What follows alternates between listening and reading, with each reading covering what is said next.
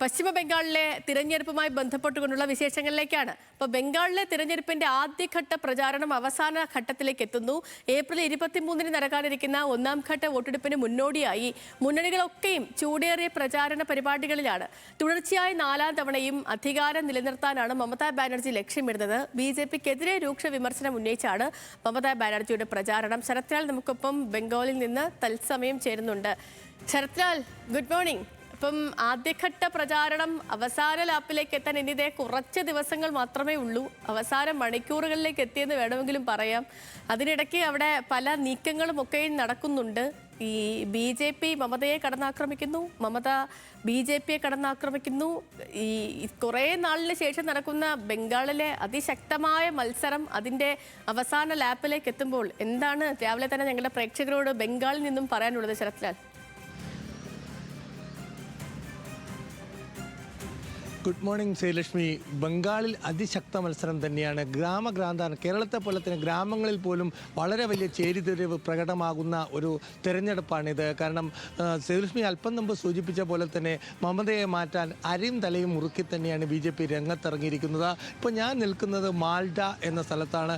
മാൾഡയിൽ വളരെ പ്രത്യേകത എന്ന് വെച്ചാൽ 53% പിന്നെ വോട്ട് കഴിഞ്ഞ 2024 കഴിഞ്ഞ തെരഞ്ഞെടുപ്പിൽ പശ്ചിമ ബംഗാളിൽ തൃണമൂലിന് ലഭിച്ചൊരു സ്ഥലമാണ്. 12 കോൺസ്റ്റിറ്റ്യൻസ്. ഇതിലുപരി മാൾഡ വളരെ പ്രധാനപ്പെട്ട ഒരു ഏറ്റവും കൂടുതൽ മുഷീറാബാദെ പോലെ ഏറ്റവും കൂടുതൽ വ്യക്തികൾക്ക് വോട്ടിംഗ് അവസരം SIR നഷ്ടപ്പെട്ട ഒരു ജില്ല കൂടിയാണ് ഇവിടുത്തെ വളരെ പ്രധാനപ്പെട്ട ഒരു കാര്യം എന്നാൽ ഇവിടെയാണ് സുപ്രീം കോടതി നിയോഗിച്ച ജുഡീഷ്യൽ ഓഫീസർമാരെ തൃണമൂലും കോൺഗ്രസും കരോവ് ചെയ്ത് അതായത് SIRന്റെ സുപ്രീം കോടതി നിയോഗിച്ച ജില്ലാ ജഡ്ജിമാരുടെ കരോവ് ചെയ്യും, അവരെ തടങ്കൽ വെക്കുകയും ചെയ്തപ്പോൾ NIA അന്വേഷിക്കുകയാണ്. അപ്പോൾ വളരെ പ്രധാനപ്പെട്ട ഇവിടെ 32% മാത്രം വോട്ടർ ശതമാനമാണ് BJPക്കുള്ളത്.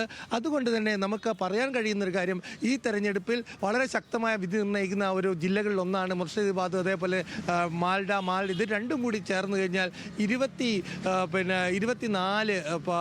നിയമസഭാ മണ്ഡലങ്ങളാണുള്ളത്. ഇതിൽ 24 കഴിഞ്ഞ തവണ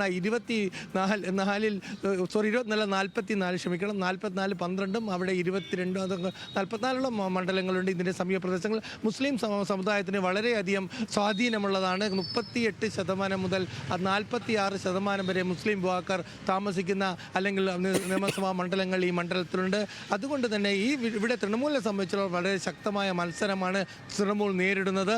അതുകൊണ്ട് തന്നെ ഈ മണ്ഡലം മുർഷിദാബാദും അതേപോലെ തന്നെ മാൽഡിയും അടങ്ങുന്ന 2 ജില്ലകളായിരിക്കും തൃണമൂലിൻ്റെ ഭാവി നിശ്ചയിക്കുക എന്ന് പറയേണ്ടി വരും. കാരണം 152 ഒന്നാം ഘട്ട പോളിംഗ് നടക്കുന്ന 152 മണ്ഡലങ്ങളിൽ 44 സീറ്റുകൾ ഈ മേഖലകളിൽ വരുന്നു എന്ന് നമുക്ക് പറയേണ്ടി വരും. ഒരു കാര്യത്തിൽ നമുക്ക് വ്യക്തത ഉണ്ട്. ഇപ്പോൾ അരയും തലയും മുറുക്കി BJP ഇറങ്ങിയിരിക്കുന്നപ്പോൾ ദിനേശ് ത്രിവേദിയെ, മുൻ TMC നേതാവും BJPയിലെ മുൻ റെയിൽവേ സഹമന്ത്രിയുമായിരുന്ന ദിനേശ് ത്രിവേദിയെ ബംഗ്ലാദേശ് അംബാസഡറായി വെച്ചിരിക്കുന്നു. കാരണം അദ്ദേഹത്തിന് വളരെ വലിയ സ്വാധീനമുള്ള മേഖലകളിലുള്ള സ്ഥലമാണ് ഒന്നാം ഘട്ട തെരഞ്ഞെടുപ്പ്.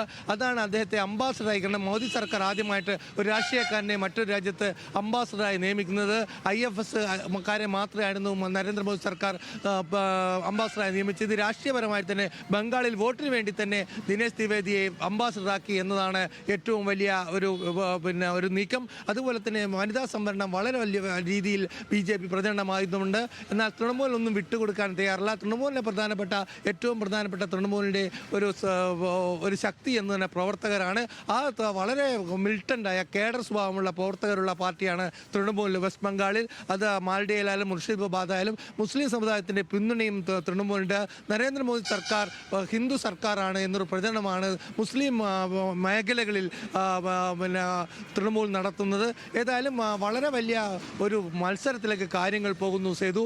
കാരണം ഗ്രാമങ്ങളിൽ കേരളം പോലെ തന്നെ ഗ്രാമങ്ങളിൽ പോലും ചേരിതിരിഞ്ഞുള്ള ഏറ്റുമുട്ടുന്ന അവസ്ഥ അല്പസമയം പോലും ഇവിടെ ബംഗാളി മാധ്യമങ്ങൾ റിപ്പോർട്ട് ചെയ്യുന്നുണ്ട് സേതു.